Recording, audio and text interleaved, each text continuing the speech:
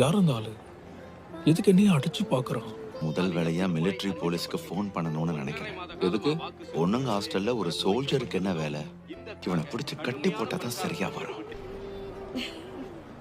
1 2 3. ஓவரா. Hello uncle, நான் வந்துட்டேன். உங்களுக்கு ஞாபகம் இருக்குமான்னு தெரியல, அட்மிஷன் செரமனில மீட் பண்ணிருக்கோம். என்னோட பேரு பார்க்கிங் கோம். நான் கும்யாங் ஃப்ரெண்ட். ஏன் அப்படி கூப்பிட்ட? எதுக்கு என்ன அங்கிள்னு கூப்பிட்ட? என்ன? நான் வந்துட்டேன் அங்கிள்னு கத்துனியே, எதுக்கு என்ன அங்கிள்னு கூப்பிட்ட?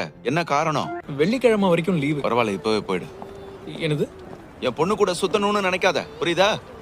நீங்க 2 பேரும் ஏற்கனவே பழக்கமா?